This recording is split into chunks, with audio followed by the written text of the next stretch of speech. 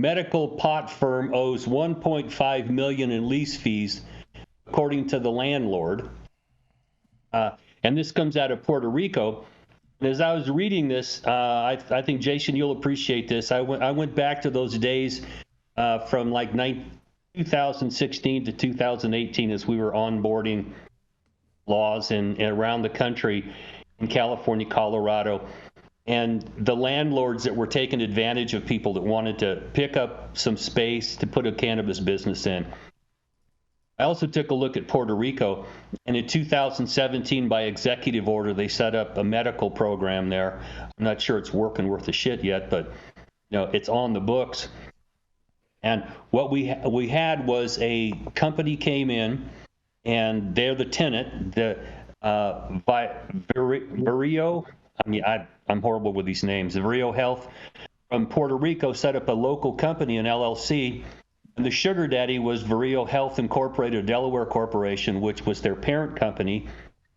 And they leased 32,000 square feet of commercial space from Cruz de Villa Development, LLC, out of Puerto Rico. And it seems that in 2019, they signed a 10-year lease, and this was a triple net lease. And anybody who's been involved in this industry for a minute and been out doing leases, you know that when we first started, triple net, $2 a square foot was what you got stuck with. It's not the reality anymore. But these guys signed a lease that was triple net, which means you pay the insurance, you pay the taxes, and you take care of maintenance of the building. Most expensive way you can lease property. But in the early days of the industry, you didn't have any choice, because if they zoned you in a certain place and only one or two landlords would rent to you, they got what they wanted. I've drafted many of these or amended them, and they suck for the tenant. Okay. Well, it turns out that late last year, the tenant said, we're done. We're not going to pay anymore. And then landlord said, oh, excuse me. Send them a note, and I'm assuming under this lease they have a notification requirement before you sue them that you're in default. You got so many days to clean it up, blah, blah, blah. And the tenant said, now we're not going to do that. But the benefit of the landlord, they had the parent company sign as a guarantor. They are the sugar daddy for this lease. Okay. And if you try to walk away from a lease and you don't have built into it escape clauses, you can really get in some trouble here. And the landlord is trying to hit them for $1.5 million, even though they're not going to be in the space for, the majority of this lease. They're 2024 now, it goes to 2029. They still got over 5 years of this lease to go, and they want to pay the whole freight, plus all the common area maintenance fees, and they just start stacking them on, including attorney's fees. And the reason that this caught my attention is that if you're going to be involved in this industry, especially as an owner or an executive of these businesses, it helps to start with a big plan of what you're trying to do. Put together these business structures that help you with 280E, know the local environment that you're in, and make sure that you have the funding necessary. And when I draft these leases for landlords, I want a guarantor, because, not to say that this industry is kind of fly by night, but people in this industry will fuck you in a minute and not pay you.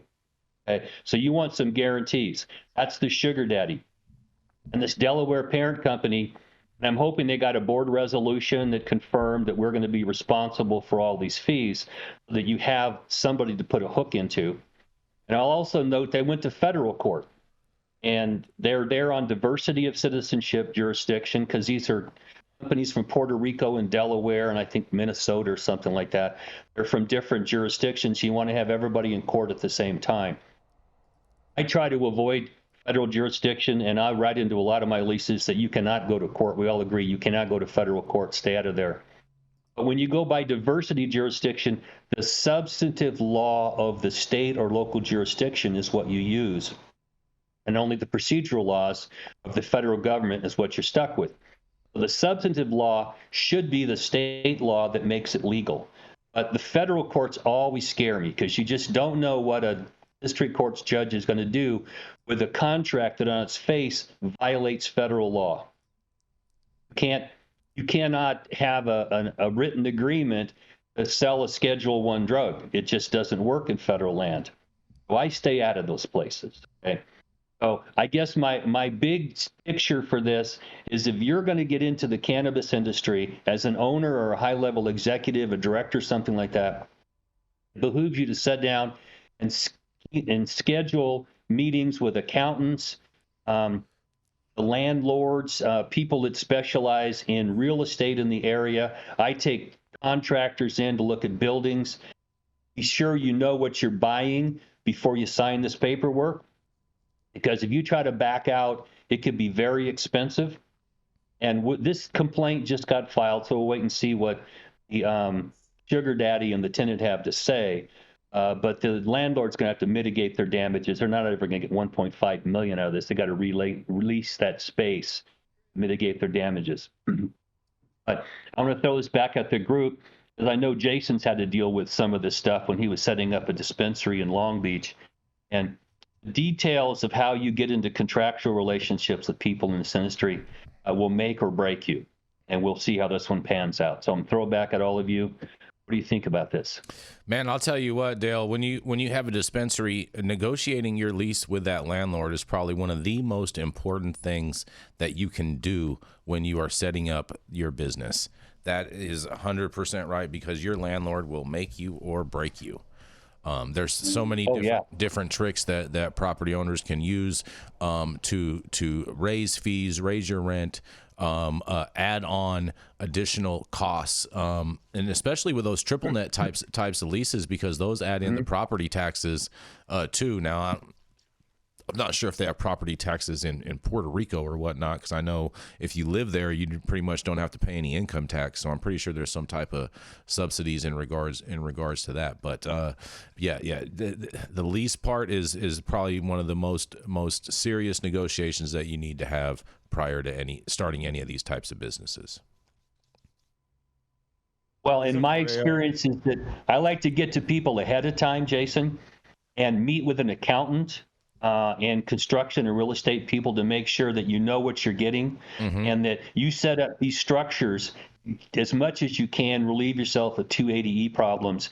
And if you're not coming in with an eyes wide open, realistic plan to last you medium to long term and have funding for it, you're liable to just die. Because if you're expecting to get positive revenue, okay, you don't get there and you don't have the funds to do what you're doing, now you're just screwed. Because you're not paying your bills then, and you end up with all sorts of problems. Exactly.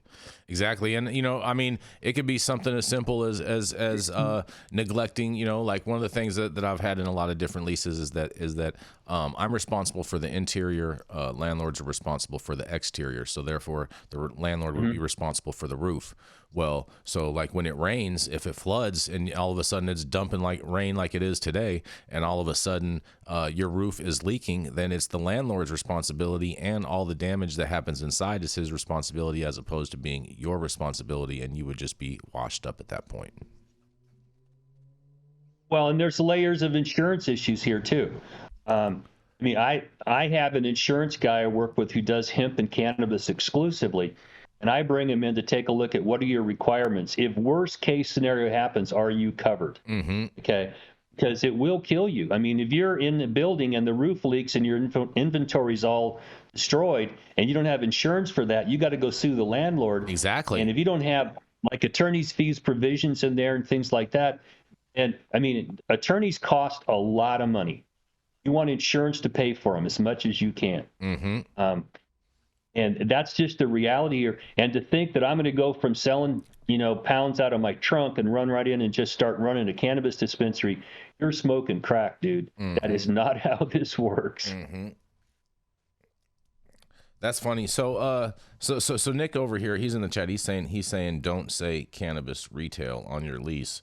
But I've always wanted cannabis to be mentioned on my lease, because there is a lot of language in leases that says that a landlord can evict you for any type of law that you are breaking. And so therefore, if you do include the fact that you are going to have cannabis in your actual lease, that does at least protect you from them being able to evict you for that, should some type of disgruntlement all of a sudden pops up between you and the landlord. So I disagree with that one, Nick, but I do think that cannabis should be listed on your list if you're going to, on your lease, if you are going to be renting for cannabis purposes. In California, attorneys are allowed to draft cannabis-specific contracts.